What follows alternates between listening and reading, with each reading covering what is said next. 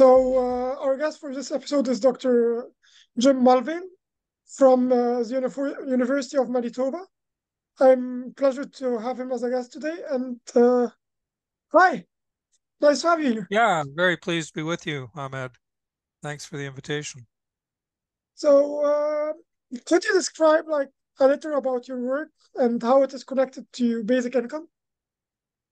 Sure. I've been interested in basic income, I guess both as a researcher and an activist for a number of years. I initially stumbled across the basic income many years ago when I was doing my doctoral research on thinking about the welfare state in new and progressive ways, after many years of neoliberal cuts to social programs. And I was talking to people in progressive social movements in Canada about, uh, a new way to think about social welfare and how to construct a better set of social welfare arrangements. And in the context of that research, I came across, to me, what was a new idea, at least the way it was framed, of universal basic income. And I became familiar with the work of the Basic Income Earth Network that have been promoting the idea of basic income for many years, from the mid 1980s onwards.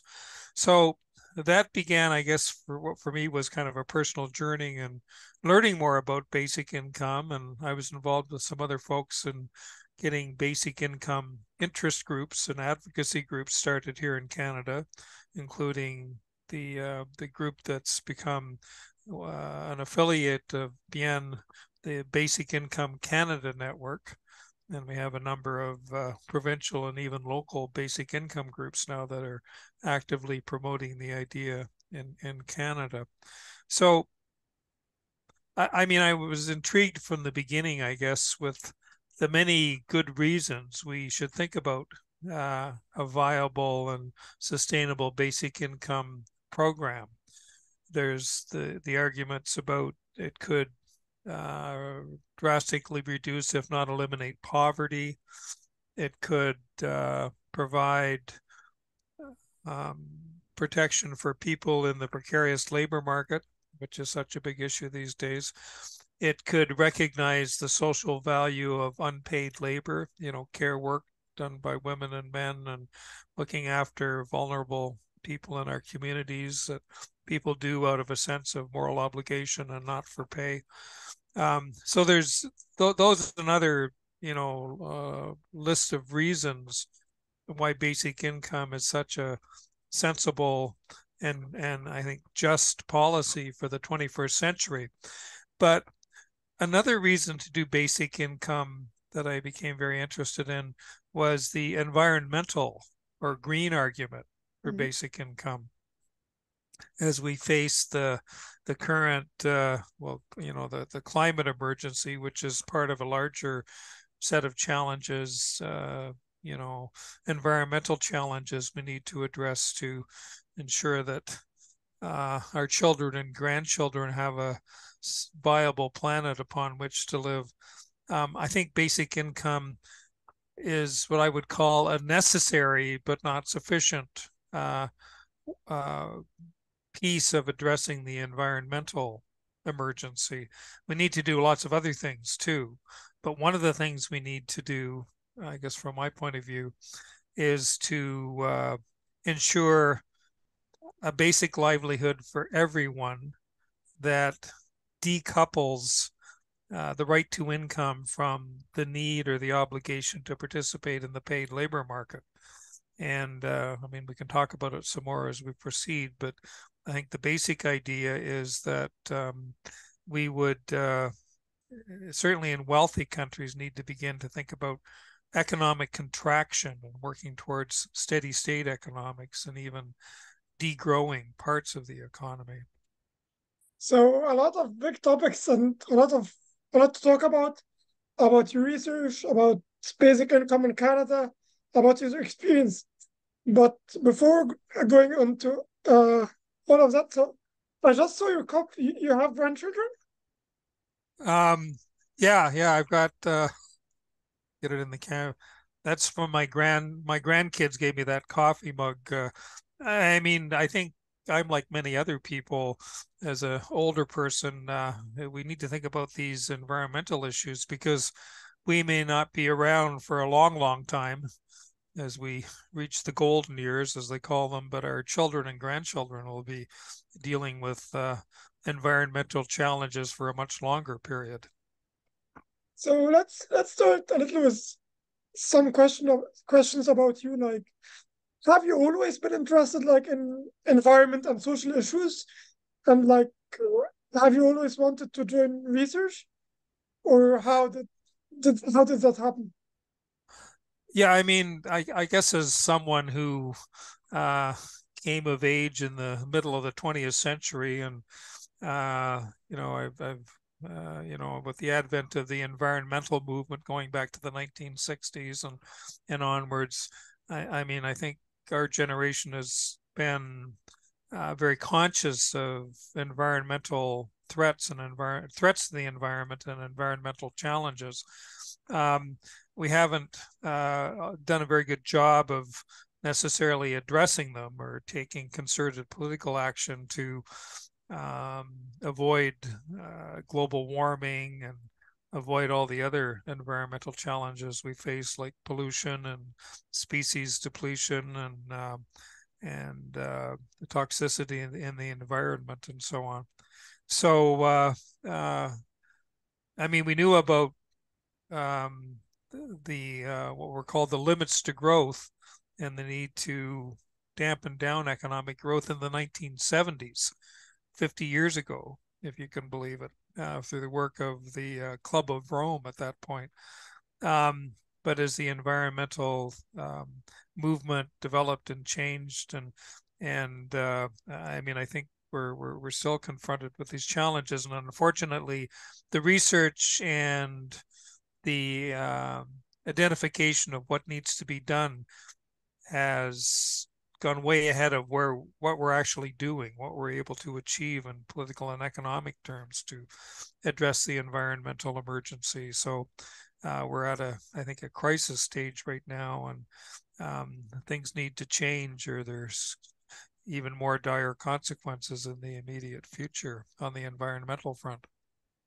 That's certainly true, and certainly we have to then like talk more about the climate topic. But my question is like, when did you personally get interested in that? Was there like an event that shaped you, or has it always been your interest, or how did you decide to focus on that and do research on that? I don't think of it as necessarily one specific event. I became interested in basic income because of my doctoral research, as I mentioned earlier. But just around, I mean, I think our consciousness about the need to address environmental challenges has been growing over the years, as I say, since. Well, I mean, the publication of Rachel Carson's famous book, The Silent Spring, occurred in 1962, so a little over 60 years ago. Um, and actually, I guess this is a sort of a personal story. I remember being like I don't know, I was in grade 8 or something. I would have been, that would have been in about the same time as, shortly after the release of Rachel Carson's book. We were having a speech making contest in my grade 8 class. And one of my classmates and he and his family were very environmentally conscious, and this was quite unusual in the early 1960s, right? He gave just a riveting speech on the threats to pollution in this large lake that we live beside called Lake Huron, and between the United States and Canada. It's one of the 5 very large Great Lakes. So, and I remember that speech, and that just, as I say, riveted me, and it's sort of something I'd never even thought of, and I don't think I was the only one. This consciousness of the need to protect and preserve the environment was just in very early stages at that point in time in the early 1960s. So, I mean, I remember that well, but over the years and all the environmental activism that's taken place, confronting nuclear testing, testing of nuclear weapons, all the activism to preserve marine life like Greenpeace. I lived in a town, actually, I grew up in a town that was the main industry was oil refining and the manufacture of petrochemical products. So we were right at the forefront, so to speak, of the dependence on fossil fuels. So as people became conscious of this, I've seen this kind of growing level of awareness, and I think in many cases activism, which has been great. But did you know that fossil fuels were harming the environment in the 1960s? Like, was that no? I mean, we have people who deny climate change until now. So Yeah, I mean, I think on a very basic level, we all realize that the stuff coming out of the tailpipes of automobiles that we drove, or the black smoke coming out of the top of the smokestacks of the factories, was not good.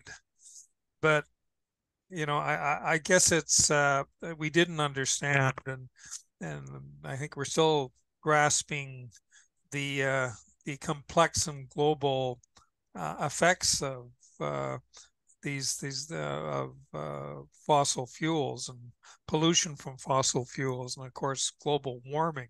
So I think it's a consciousness that just kind of grew gradually, but I guess finally, as we're confronting terrible climatic events and wildfires and flooding and so on, we're beginning to realize the complexity and gravity of the situation.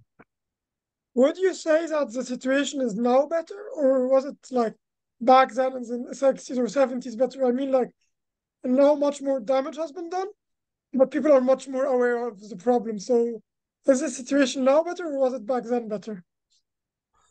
Well, I mean, I think there's been there's been lots of research done, scientific research on climatic problems and potential environmental solutions to these problems. So we kind of know what we have to do, but of course we lack in our profit-oriented capitalist societies. We've not been able to put the political pieces together to actually take that action. I mean, some countries have had a better track record than others, and we've had numerous international meetings like the COP meetings, including the one that took place recently. So we kind of know what we have to do in sort of policy and program terms. It's just getting to the point where the political players and the population behind them are willing to take those actions. I mean, bringing it to, and I'm speaking here, as somebody living in Canada. I've lived in Canada all my life. We're a wealthy country. We're also a country that leaves a very big carbon footprint, and we produce and consume a very disproportionate amount of fossil fuels. I mean, we've got in Canada, and I think in other countries too, very hard choices to make. But there's ways in which, like around, thinking about, well, I guess the best way to put it is ending our addiction to economic growth. I think that's a helpful way to think about it. In liberal democratic societies, and even in the old state centrally controlled communist societies, it was all about economic growth, expanding production, expanding consumption, using more resources, producing more widgets in the factories, bringing up more ore from the mines. And this was to be an ever increasing curve upwards. I mean, I think it's abundantly clear now that certainly in the wealthy countries that have been overproducing and overconsuming, we have to put an end to this addiction to economic growth. We have to think about ways to level off and reach as Herman Daly puts it, the ecological economist, one of the recently passed away, but one of the founders of that discipline. He talked about steady state economics. So that's a useful way to think about what should be our goal, I believe. There's also been, I think, valuable work done by Kate One second, Raworth. that's an important question. What should be our goal? I mean, this notion of that Kate Raworth advances of donut economics. It's easy to show on a chart, which I don't have right here, but in terms of our economy, we have to be kind of in this sweet spot in the middle of the donut where we're, not consuming more than is environmentally sustainable, but we're also not falling into the donut hole, so to speak, of maldistribution of wealth and inadequate housing, inadequate income, food insecurity. So I think those are, steady state and donut economics. Those are two metaphors in a sense to think about, to help us think about ways in which we can strive for an economy that is actually going to not just sustain human beings, but sustain the planet. So, yeah, so that's all very good, but like, I, man, allow me to be a little critical here. When you live in a country like Canada, a really wealthy country where people have a good standard of living, it's easy to demand like for a stop of economic growth as most people already have a good standard of living. In a country like Egypt, in a lot of countries of the global south, people don't have that same quality of living. A lot of people don't have the same levels of consumption that the people in a lot of Western and developed countries have. So wouldn't it be unfair to stop the growth now towards those people who didn't get it yet? Yes, no, that's an absolutely important point. I mean, in my remarks so far, I've been referencing degrowth in the context of wealthy over consuming countries. Part of the equation here, and the degrowth people, the degrowth literature talks about this very specifically.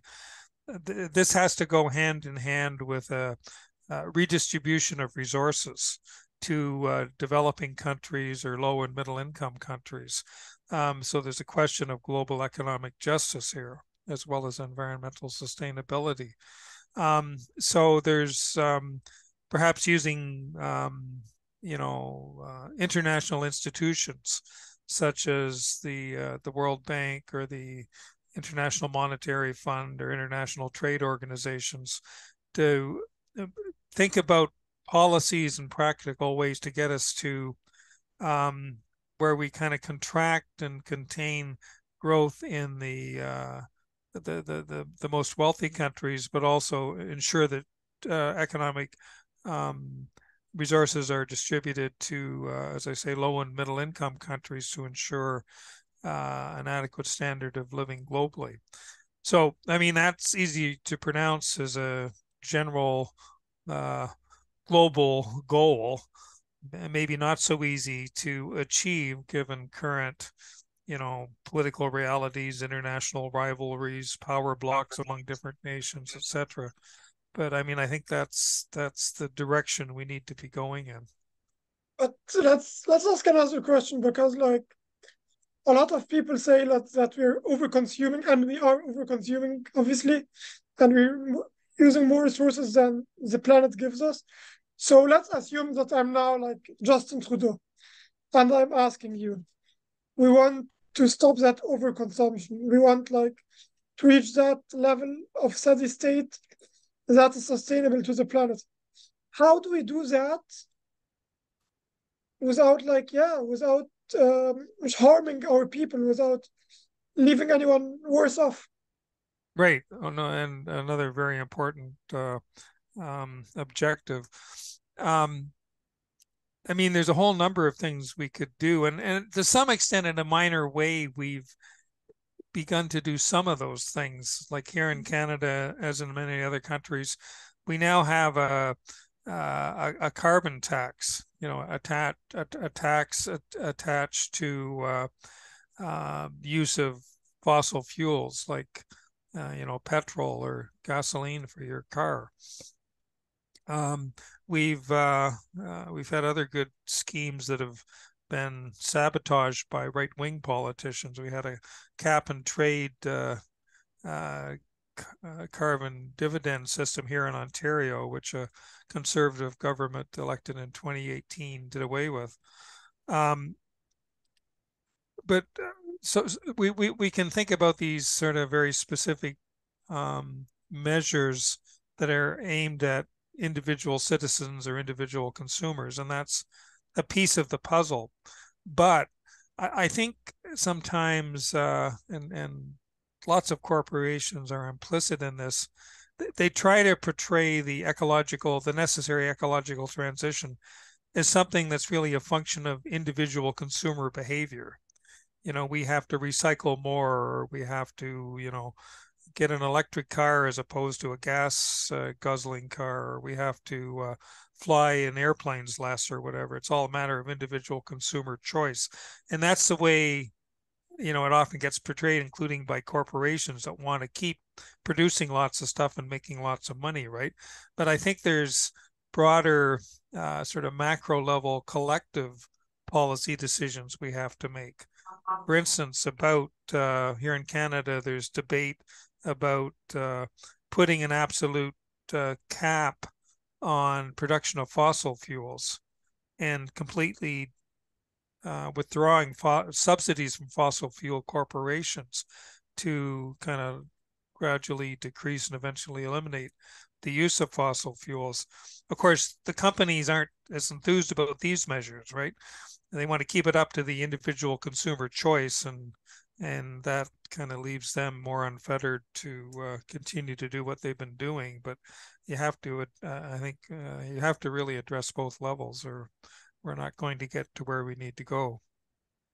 So you're saying you would like reach that level of sustainable economy through more taxation and less subsidies for fossil fuels and for harming for harming substances, and instead, like maybe also a little more taxation, but it wouldn't be like a regulation or a planning of the economy, right?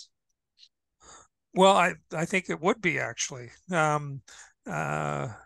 mean, there's no one blueprint or one clear path forward, but I mean, economic growth and galloping consumption of things that harm the planet, such as fossil fuels, that exists, or that's facilitated by neoliberal laissez-faire economies, right?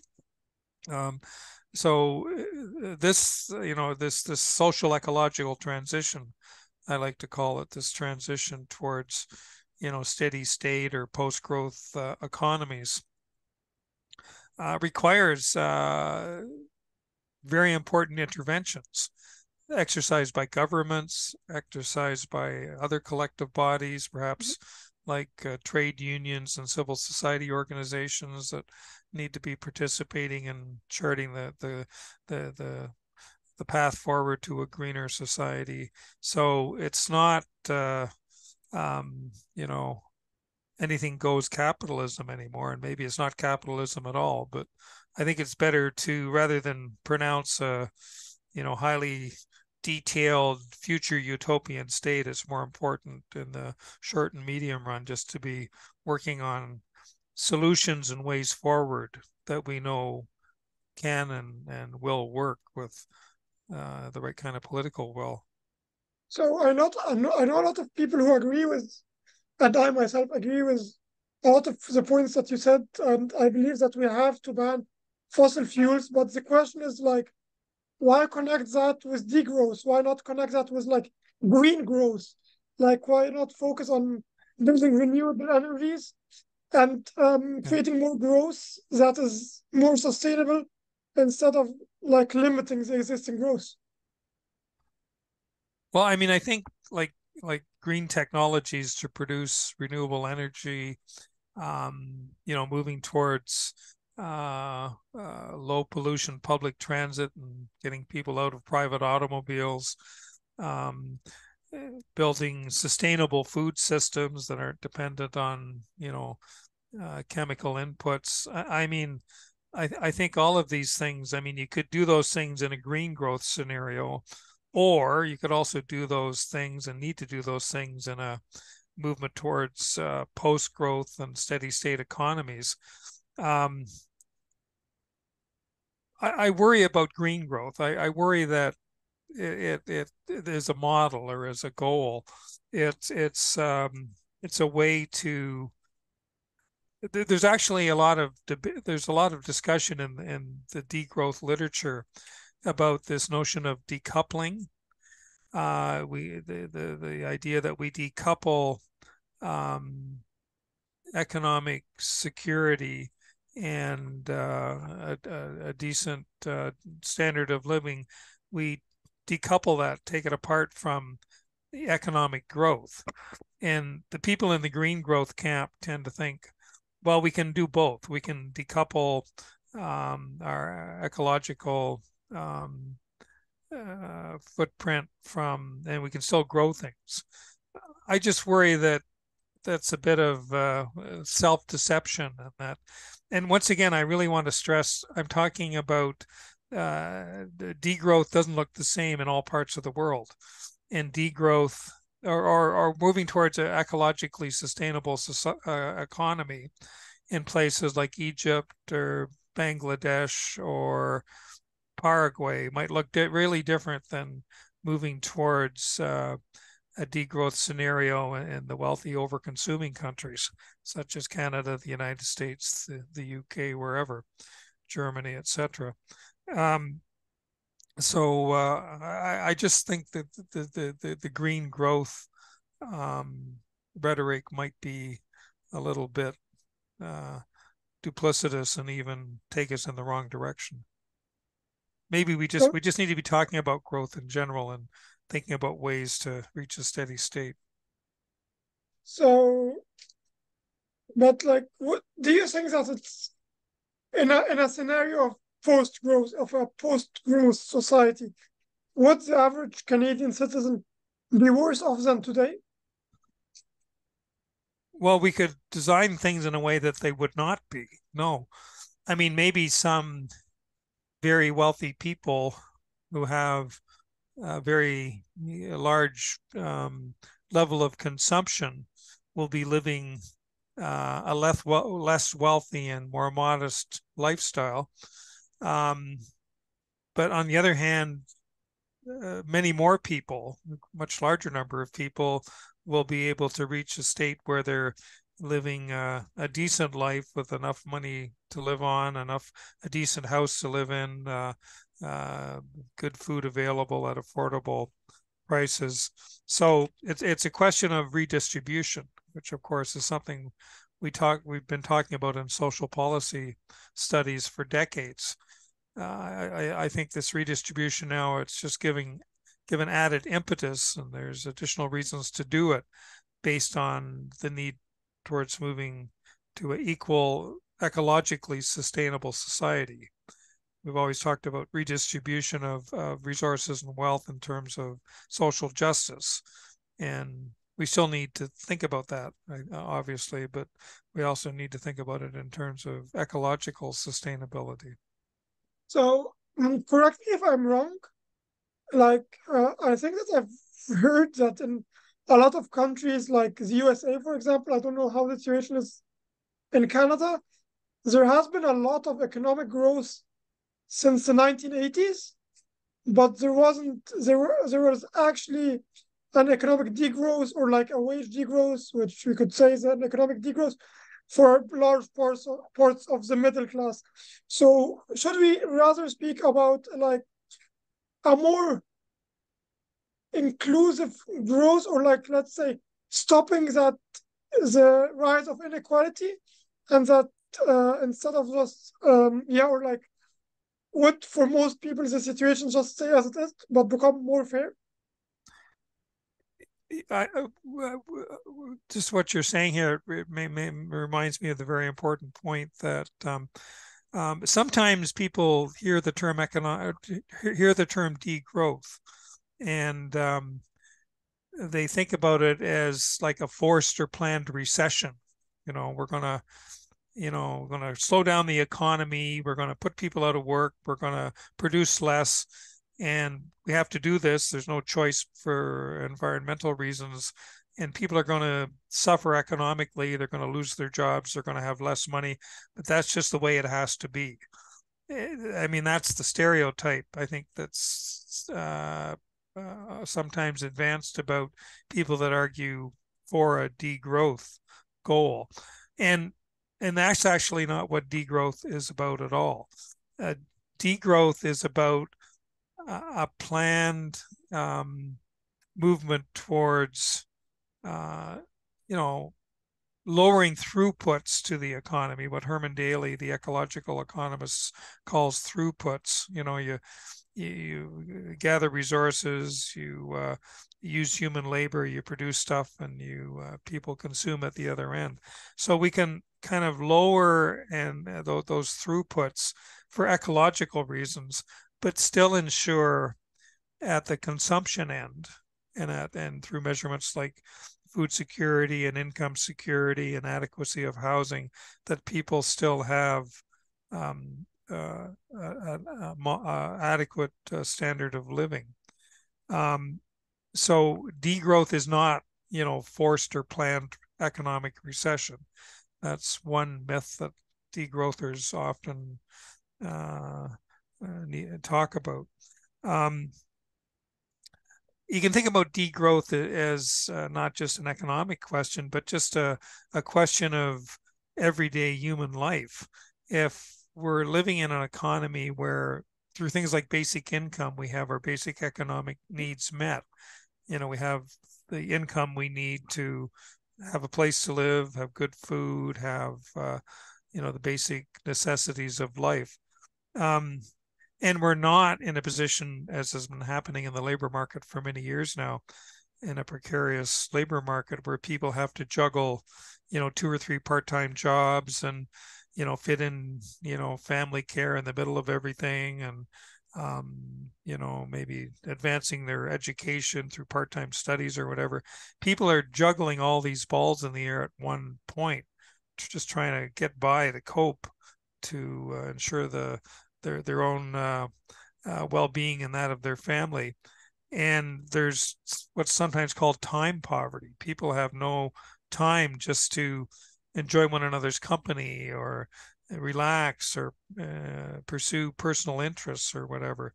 So in a sort of a steady state convivial society, one of the objectives would be to really give people much more control over their personal time and their decision making about how they spend their time. So, I mean, they still maybe work for pay in the labor market. They'd still have family obligations and community activities they feel like they want to pursue to make a contribution, but they would also have time to, just kind of do what they wanted to do and be with family and friends. So this idea that it gives people control over their time if they're not living in a frantic economy where they have to always be working for pay in order to survive. So that sounds beautiful, but I have to ask you the question. If we don't create more wealth, like if we don't make the pie bigger and bigger, how can we finance a universal basic income in a healthy amount that allows everyone to live a decent life without cutting social spending, without taking from other places of the social welfare state? Well, I mean, that's a very apt metaphor, I think, Ahmed, that I often use it myself, that we just can't keep, endlessly growing the pie, right? The planet won't sustain it. So to work with the same metaphor, it becomes how do you slice up the pieces of the pie? So, I mean, there's there's time. I mean, we can think about Elon Musk, and we can think about, Zuckerberg and all the uber rich, the wealthiest people in the world, but just generally across our populations, the distribution of wealth has gone up. It's Mhm. ballooning at the top, right? The very few people control vast amounts of wealth, and the rest of us in the middle and the working classes have been seeing our slice of the pie shrink systematically.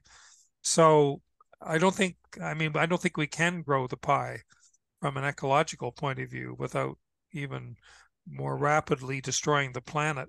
So it behooves us to think even more urgently about how do we redistribute wealth in ways that will ensure everybody has enough to live on, but in a decent quality of life, but also um, the people the people on top of the heap aren't hogging all the wealth. I mean, we've had specific practical solution or practical proposals for policies like a maximum wage. You know, if Mhm. you make, well, in the Canadian context, say $200,000 a year, maybe you got more than enough to live on. And maybe anything you earn above $200,000 per year should be taxed at 100%. I mean, that would be one practical thing we could do to, um, um, redistribute wealth. We can think about many other taxation measures. Take taxation burdens off regular consumers that are buying the necessities of life, through sales tax, or VAT. People that are buying clothing for their kids to go back to school, or people are buying equipment, things they need to maintain and improve the house they live in, but put heavy taxation on heavy consumption taxes on the goods that are really leading to economic decline. Second homes that are places where we go for vacation, or big cars that consume a lot of gas, or uh, you know, not to mention yachts and airplanes that the rich people have. So, I mean, I'm just throwing out some random examples here, but I think there's a whole bunch of things we can do on taxation policy to move us in a greener direction. So would you say that the Canadian pie is good is big enough for everybody to live good? And would you say that the global pie is big enough to allow every person, like if we distribute it in a right way to allow every human to have a decent life? Yeah, I mean, I think um, there's sufficient wealth, sufficient resources to ensure everybody on the planet has a decent livelihood. It's just, once again, a question of distribution, and perhaps the need in many cases to radically redistribute wealth. Um, the I was reading something recently that I guess there's some projections that global population growth is starting to kind of decelerate, Mhm. and the global population isn't growing at the same rapid rate that it used to. Um, and I mean, this is a good thing in the sense that, that increases the chance of global ecological sustainability if there's fewer human beings on the planet that have to have their basic needs met. Um, so, that might be one encouraging sign that could get us thinking more about redistribution of wealth, both within countries and between countries on the global level. Um, So, mhm. I was going to say, we've been talking in very general terms about growth and um, redistribution and the ecology. Um, I really, it'd be interesting to explore what I think is the role of basic income in moving us in a positive direction. I think I alluded to this very briefly, but um, basic income, from my point of view, is something that's absolutely necessary to move us towards a sort of post-growth or steady state economy. I mean, I'm very interested, and I teach courses on the history of social welfare in Canada. And one of the chapters in the history of social welfare, I think in most advanced industrial countries, is in that post-World War II period, from the 1945 to 1975 or so, we had rapid economic growth, accompanied by growth of social welfare measures. The welfare states expanded to a very significant degree in many different countries, the UK, Germany, Canada, the US, and other parts of the world. So there was this kind of close link between we'll expand social welfare, but we'll also expand the economy. And some of that economic expansion actually was very problematic. There was lots of economic growth that resulted, for instance, from the nuclear arms race or the Vietnam War in the 1960s and into the 1970s. So the economic growth was partly kind of a welfare warfare economy in the Western countries.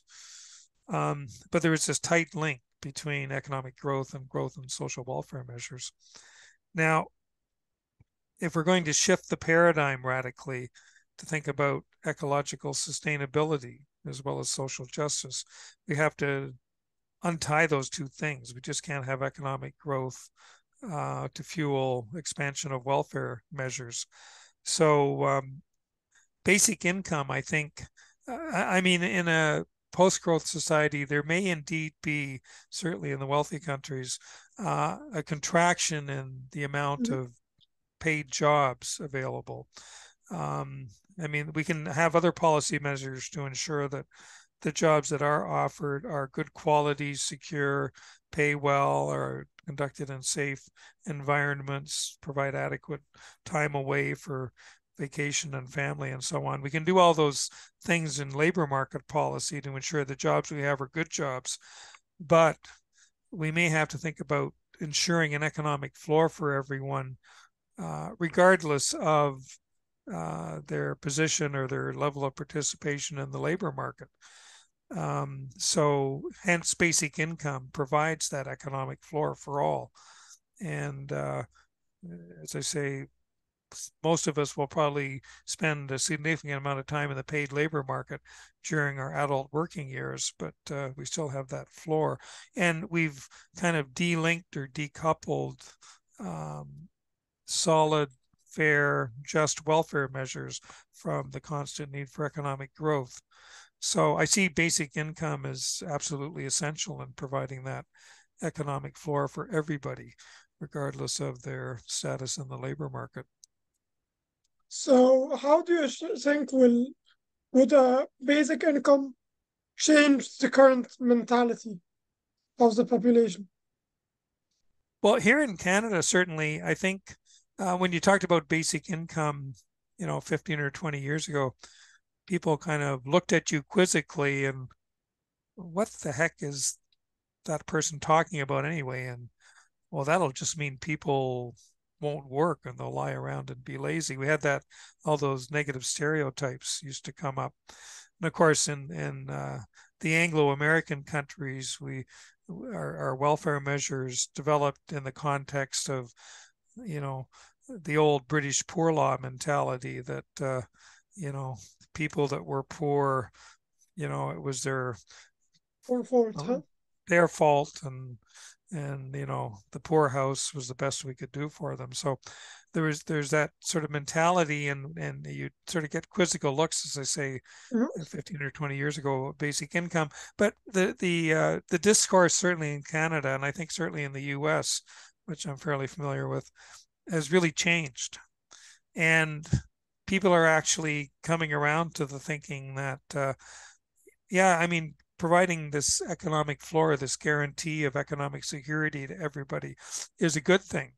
And in fact, it will, in many cases, enable people to play a more productive and more equitable role in the labor market and the paid and paid work. It will also, garner other social benefits like family time and community viability and making choices over your own life about work and education and so on. So I think the mindset is shifting, which is a good thing. So, and what caused the shift? Why, like, especially that I read that one of the most successful basic income pilots was in Canada, specifically in Manitoba, where you teach. So, and that was like a long time ago. I think it was in the 60s or in the 70s. In the So late why did, 70s, right? yeah, so why does it just happen now? Why didn't it happen back then? Well, at the time, I mean, there was a relatively progressive federal government in place under the leadership of the father of the current prime minister, Pierre Trudeau. He was a prime minister back then. And in Manitoba, there was a social democratic government under the leadership of Premier Ed Schreier. And there were people in both administrations that were willing to think about and experiment with other models for economic security. So the MinCom experiment in Manitoba, and I mean, it happened. It happened actually in a number of different parts of the province. And I think, as we found out in recent years, led to some very good outcomes. People having more control over their lives and actually perhaps working in the paid labor market more, knowing they had a guarantee to fall back on if they had to withdraw for a short period. More young men finished high school. New mothers were able to stay home longer with newly arrived babies, and so there are a whole host of good outcomes from that experiment. Now, as you say, that was quite a while ago now. That was almost 45 years ago now. And, the context has changed. A different kind of labor market, the Canadian economy is somewhat different now. But I think the lessons learned from that were very good ones. Much more recently, actually just up until between 2016 and 2018, there was a basic income pilot in the 3 basic income pilots, local projects in the province of Ontario. And it was supposed to be a 3-year pilot. They were going to run in 3 communities, and one was an urban community in southern Ontario. One was a sort of semi-rural community in central Ontario, and there was a northern pilot in northwestern Ontario. And this project was to run 3 years, was to gather data systematically, and was to, of course, this data could inform future policy decisions around income security and the possibility of basic income.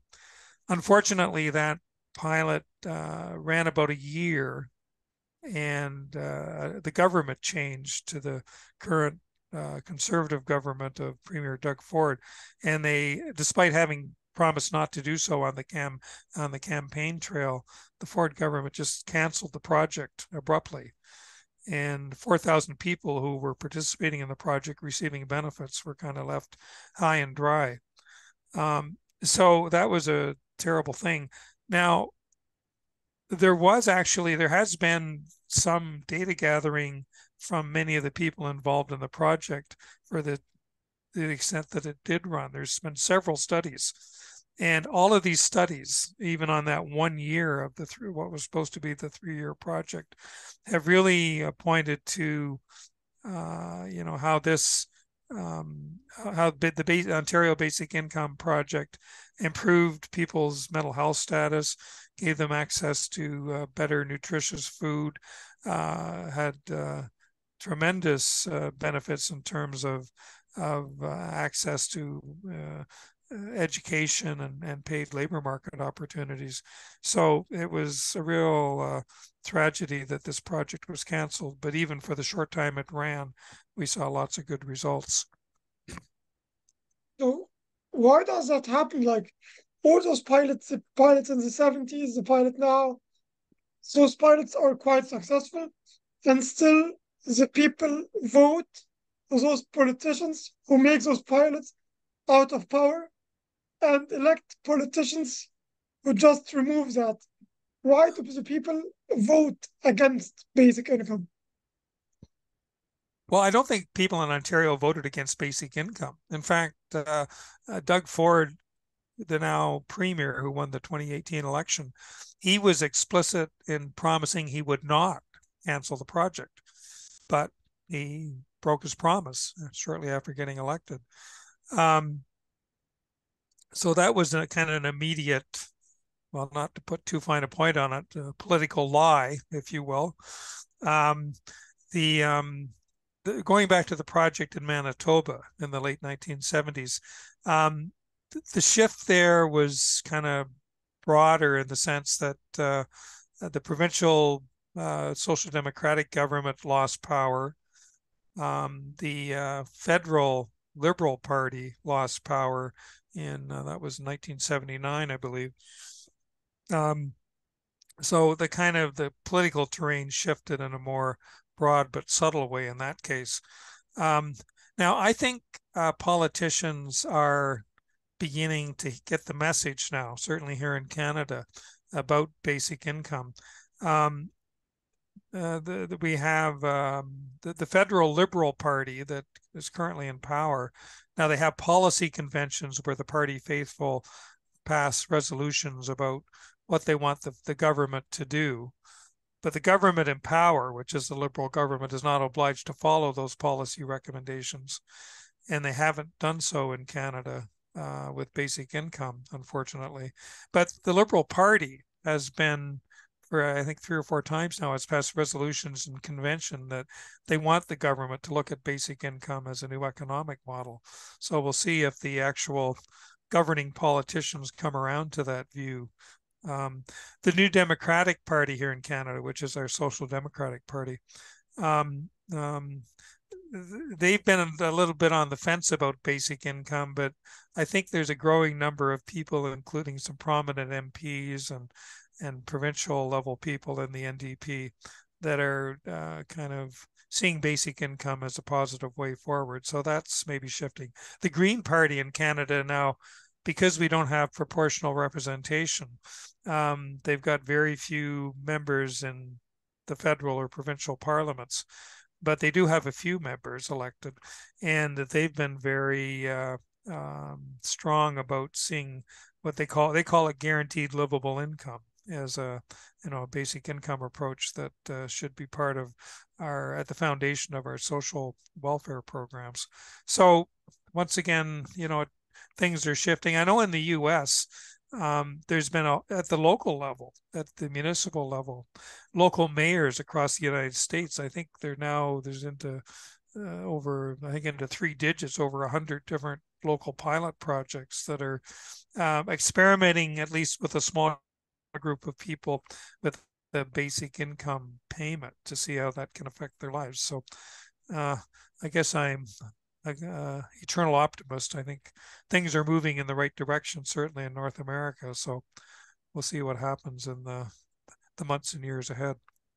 Did you hear about that recent study in Vancouver that was solving like homelessness that gave like homeless people a lot of cash? I think it had a positive impact, right? Yes, yeah. They once again, it was an experiment with a limited number of people, but they just gave money to people who were didn't have a roof over their heads, and homelessness is a huge problem in Vancouver, as in other Canadian cities.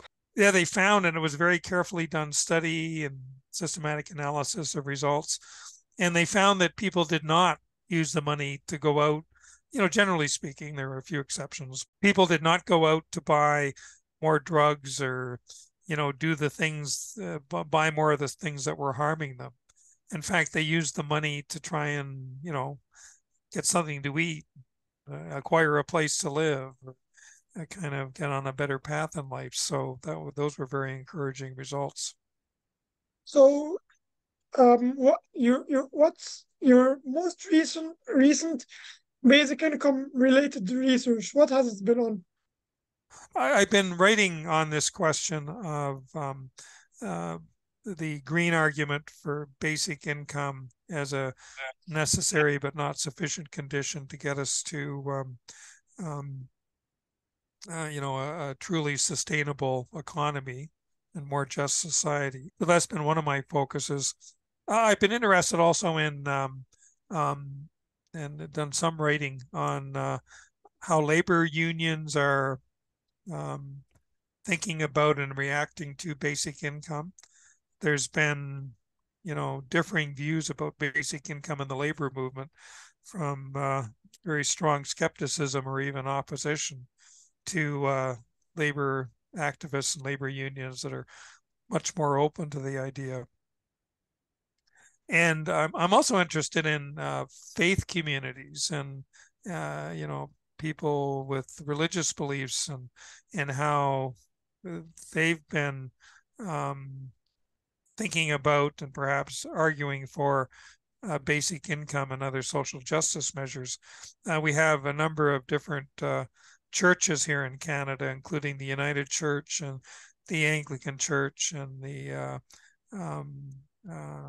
and some other faith communities, Islamic and Sikh and Muslim and Sikh and Jewish organizations that have been thinking about and advancing the case for basic income. So I think those folks that come from a faith perspective are really, able to speak to the morality of it all, based on their. So, So I think they're an important voice in the discussion too. actually, that's a really interesting point because I had previously a recording with Dr. Alexander de Roon, if you know him, from Holland. And he told Okay. me that actually the main, like one of the main obstacles against basic income has been like the Protestant like mentality of you have to work to earn. So it's interesting that you tell me that in Canada, faith institutions are actually pro universal basic income. Yeah, with any faith tradition, you get all kinds of people with all kinds of different perspectives and ideologies, and sometimes people that are supposed to be part of the same faith community, argue with each other, rather than, arguing with the broader, or advancing positions for the broader society. But here in Canada, once again, just to go back to the history of social welfare, a lot of our social welfare institutions, as they emerged in the early 20th century in Canada, came out of the Protestant social gospel movement, and sort of initially based largely in the Methodist Church, but a lot of the other Protestant faith communities and even the Catholic Church to some extent got on the social gospel bandwagon to say that there's moral faith-based arguments about why we have to set up programs to help people, income security and health programs. And our Medicare system in Canada, we do have a universal health insurance public system, at least for physician care and for hospital care. It came out of Saskatchewan, the province of Saskatchewan, starting in the 1940s, and by a government led by Tommy Douglas, a very Saskatchewan premier at the time, very famous Canadian politician.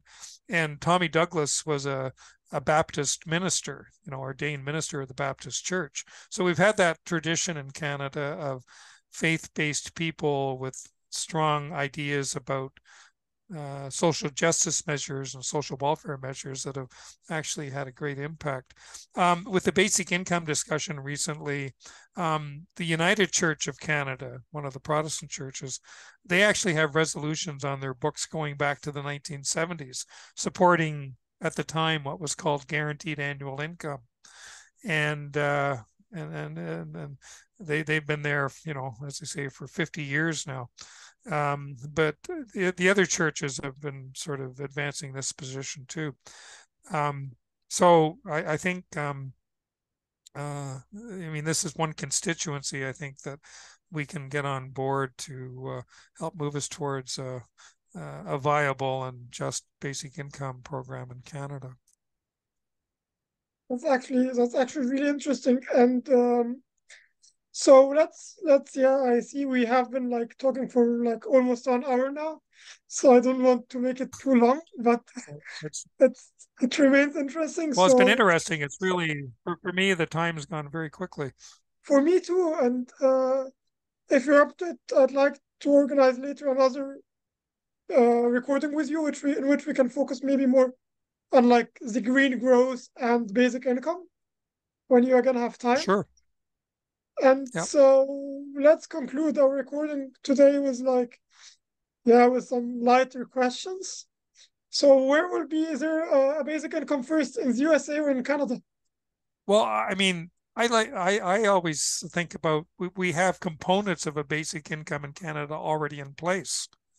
We have now it's not pure basic income that's a universal payment that goes to everyone, but we have an income tested programs for seniors where they get guaranteed income if they have no income from other sources. We have what's called the Canada Child Benefit that goes to families with young kids that are middle or lower income, and so we've kind of got some components already in place.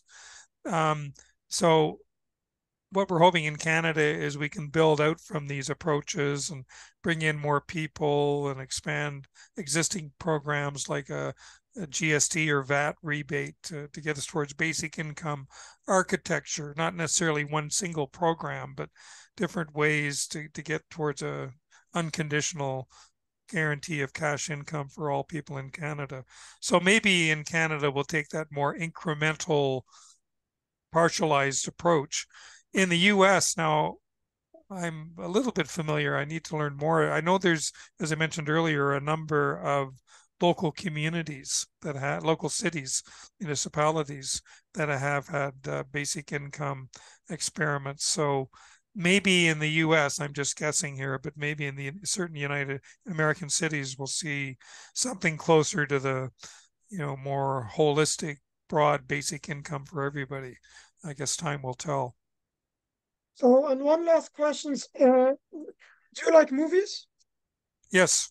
So which movie, like, and I'm talking about like more of not a documentary, but which movie can the basic income movement learn from? Oh, interesting question. It's not a movie, but many people in Canada were very fond of the series of Star Trek Okay. TV shows. I can't think of a specific movie right offhand, but in many of the Star Trek programs, of course, it was set in the future, right? And it was a future where a lot of ecological and economic problems had been solved. In fact, they were going and discovering other worlds across the universe. So, uh, and it was kind of founded on a ethic of cooperation and assuming goodwill and making peaceful relations with people in other planets and other parts of the universe. So maybe that gives us a kind of a hopeful goal towards which to strive. May not get there in the next 5 or 10 years, but maybe further down the road if we can protect the planet and bring about social justice for all. Great. So with that recommendation to everyone to watch Star Trek, let's finish the episode for I today. haven't watched all the programs, and people that are much more familiar with Star Trek will probably, recommend specific programs, but I think that was part of the assumption of that series of shows.